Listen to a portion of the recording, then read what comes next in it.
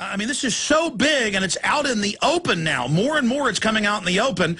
Give us your breakdown on all of this, Gilbert Griffin, and the discovery of Monsanto developing these aluminum-resistant seeds. Well, I certainly have to go along with the general observation that corporations like Monsanto, they're certainly not the only ones in the field.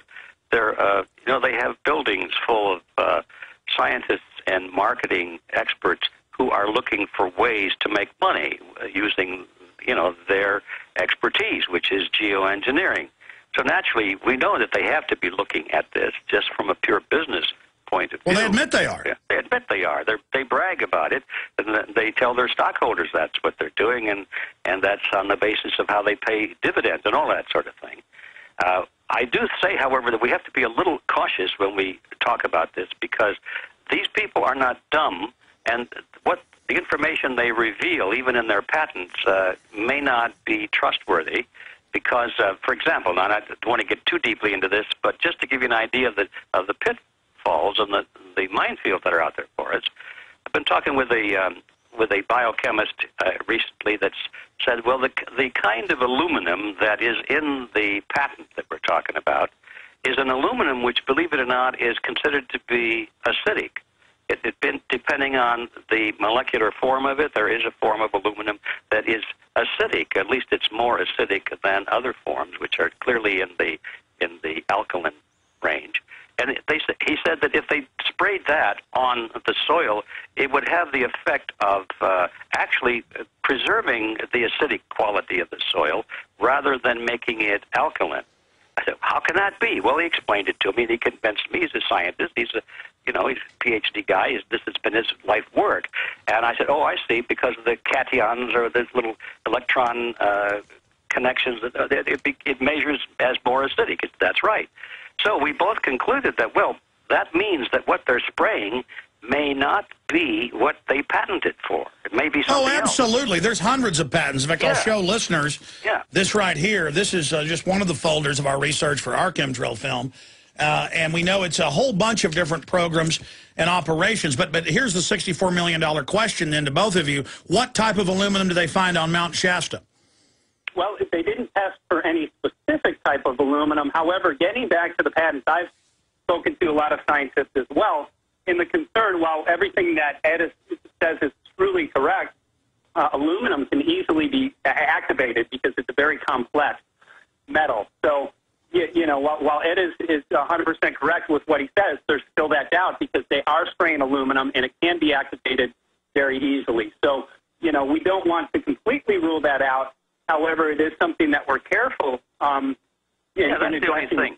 We just have to be careful. And I might add, just to finish this out, that this fellow I was talking to said, well, there's another aspect to this that has nothing to do with pH. I said, what? Wow, what could that be? He said, well, he said all forms of aluminum tend to inhibit the ability of a plant to uptake moisture. So maybe we're looking at the wrong thing at this pH level. Any form of aluminum will inhibit the plant's ability to uptake moisture. And that's the reason that these seeds have to be genetically modified to deal with the moisture question, not necessarily the pH question. So it gets complicated. Look, regardless, they've covered up the program. We know the program's real. We have Michael J. Murphy, one of the producers and directors of What in the World Are They Spraying, the powerful new film. We have the interview we did in person with Gilbert Griffin last week, mixed into a new trailer up at Infowars.com. and PrisonPlanet.com for What in the World Are They Spraying. We premiered that earlier in the last hour. Here's this giant folder I've got. While they're talking, I'm going to be flipping through it. We've got a giant section on patents, including something I've never seen anybody cover, for mixing aluminum dioxide and things with jet fuel to disperse it. I mean, this is incredible. And this is just one small folder, even though it's about 4 inches tall, of all of this garbage that's going on. And I think what Gilbert Griffin said is absolutely accurate. We don't know the larger operation. We just know that old-timers did test and said it's aluminum dioxide, barium salts, and other things. And now they admit, oh, we want to do test with this to spray from jets. I mean, it's exactly what the old-timers analyzed it to be. And we know there's a weather modification, an over-the-horizon radar use of this. I mean, there's a lot of things going on here, Gilbert Griffin. Well, that's right, and it's enough to make your head spin, and sometimes I think that's not to our advantage. We cover too much, and people get in overload, and they tend to just drop away because they can't hold it all up there the first time around. But I think the bottom line, and the thing to keep really focused on, is that the evidence is now overwhelming that they are dumping toxic stuff on us. They're spraying toxic stuff on us, supposedly for our own good. And to make matters worse, they're lying about it. That's all we really need to know. Before we ought to be energized into action with that information. Whether we understand all of the rest of this is, it's almost secondary. They're spraying us, they're killing us, they're making us sick, and they're lying to us about it. That's right. I remember about 5 years ago, a caller called the show, and because you don't know the term to search for, we had a lot of government documents about weather modification and chemtrailing, but nothing. We have like 1,000 times now. I mean, I'm buried in it to my neck. And the caller said, Alex, search indirect and semi-direct aerosol campaign, indirect and semi-direct aerosol campaign, and you'll find it all. And I magically put it into Google, and it was tens of thousands of governments, universities, Department of Energy, and it was just a sea bigger than the Manhattan Project, literally, of just wild testing of everything you could imagine going on, aluminum being one small part of it, but something that keeps rearing its ugly head. But your comments on that, G. Edward and Mr. Murphy. Well, go ahead, Michael. Well, I can address that. While we believe they're spraying much more than simply the aluminum, barium, and strontium, we just focused on what's being found, which is scary enough. And I'm going to go back to the ecological problems that they're seeing around the world. And then the health problems, of course, that have seen a major increase. With just addressing that, and we are just scratching the surface with the film. We're hoping that other people might address this and question it and look into it more deeply. Oh, you more than scratch the surface. You show they admit they've been doing testing. Now they're proposing it and publicly, and then denying they're even doing testing when you put them on the hot seat. Well, they absolutely are emphatically denying this. Stuart Howe, Jeremy Ross Michel, and myself were at the AAAS meeting, and we confronted them on the current deployment of these programs, and they flat out denied it. And then we finished the film in Washington, D.C., where Jeremy, Paul, and myself went, and we addressed over 35 members of Congress and senators, all who, for the most part, they were literally running from this issue in what appeared to be a cover-up.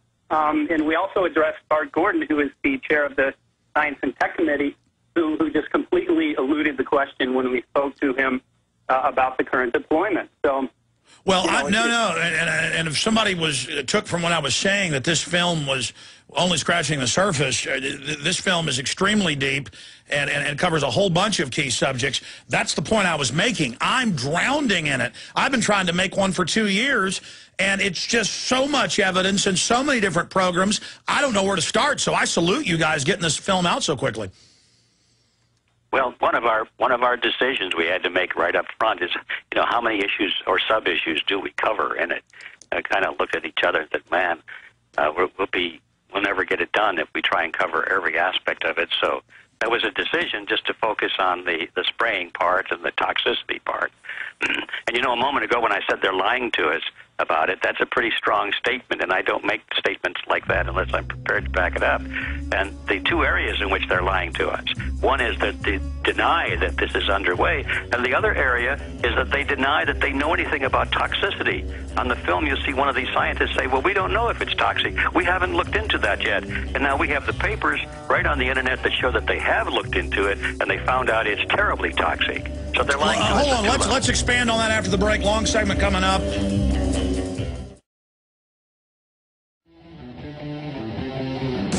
Defending the Republic from enemies, foreign and domestic. It's Alex Jones. Well, we're definitely going to have these guys back up in the near future to do another hour or two just to take calls and cover more of the seminal, groundbreaking film, What in the World Are They Spraying? And again, it's available at Infowars.com, or you can call toll-free to get it, 888-253-3139. when the film starts shipping and when it premieres, you can go to Atlanta, Georgia, and the website is atlantapremiere.com to get tickets to hear G. Edward Griffin speak and to see the film premiere on the 22nd of this month coming up. I'm sorry to interrupt. It's actually the 23rd. Oh, I apologize. No okay, problem. the 23rd. Well, they'll find out at atlantapremiere.com. Now, gentlemen, continuing here, G. Edward, you got cut off by the break. You were getting into how they're lying, how they're trying to cover it up, and you find the very scientist-owned papers, and I'm showing a Council on Foreign Relations paper that they put out 3 years ago, where they just came right out and admitted geoengineering workshop on unilateral planetary scale geoengineering, and oh, guess what? They talk, all these government heads talk about chemtrailing, spraying the atmosphere with aluminum dioxide. So, G. Edward, please continue. Yeah, I think it bears repeating, Alex, because I've said that these people are lying, and that's a very strong statement. I wouldn't say that unless it was easy to prove. They're lying at two levels. First of all, they say that the spraying activity is not going on. They're just discussing it. And well, that's we've got that nailed. That's for sure. That's been going on for at least 10 years and longer. But now, to me, more important than that is that they say, well, they don't know whether this stuff is going to be harmful to health or not. They say, well, we haven't looked into that yet, but we certainly must do that. We won't start this spraying, you understand, until we've checked that out and made sure that, you know, it's okay. And now we find out that there are documents all over the place, and you can even get them on the Internet, documents showing research studies put out by the military, for one thing, where they've checked into the toxic effects of these compounds. And the conclusion of these reports is that they're highly toxic. So you know that the scientists who are promoting this are aware of those tests. So that means that they're lying to us. Now, this is serious stuff. And we're talking about the survival of the human race, and they're lying to us about it. So I can't think of, if this doesn't make somebody mad, I don't know what will. They must already be drinking too much fluoride in their water. Well, there's a major parallel to, and I want both of you to speak to this, Mr. Murphy first. The parallel is 20 years ago, or 19 years ago to be technical, the Army's own reports said depleted uranium is deadly. We can't use it in regular combat because it will increase cancers, organ failure. It's deadly. Then they went ahead and used it in 91. Now they're using it at shooting ranges and proving grounds everywhere. They're using it in wars in Serbia and in Afghanistan and Pakistan and Iraq. And it's 15 times the birth defects and cancers in children in Iraq in the cities where it's used. That's British Medical Journal. It's 3 to 4 times deformities and cancers in troops. They know this, and they just have made the decision, we're going to use this and put it out everywhere. And it goes to not just Tuskegee, but now, oh, we're sorry, we shot up men, women, and children with syphilis by the thousands in Guatemala. That came out late last week. And this really goes to the point of they put out video games for kids like Super Mega Worm, where you go around as a worm, ridding the earth of humans, killing women with baby carriages and police. They have Al Gore, climate, funded groups like 1010 out saying, if you're not going to do something about global warming, we're going to kill you. And it shows them murdering children. I don't know if you've seen that. And they're now saying eco-fascism is good in The Guardian. We need tyranny. We don't care if you don't want to pay us carbon money. We're coming for you. It's an excuse for mass murder, an excuse for death. And these people are spraying their own families with the aluminum. They're using the DU. And really, they are just psychopathic people with a death wish who want to kill all humans when you really read what they have to say. G. Edward Griffin, I want to get your take on that, and Mr. Murphy. Well, I'll start the ball rolling on that. I'm sure you're right, Alex. There are a lot of psychopaths out there that really hate the human race, and that they've been so indoctrinated, I suppose, that they feel that all of the problems of the world, especially the ecological problems, are a result of that ugly species called Homo sapiens. And so they kind of think of themselves as being godlike and not really Homo sapiens themselves. They're sort of above it all. And there are a few people that really want to see the elimination of the human race, or greatly reduced at any rate. But I think there a lot more people fit into a different category, which is that they're part of this collectivist system, and they're imbued with this desire to follow authority no matter what. And they're part of a system, and especially you find this in the military. You just follow orders. You don't question.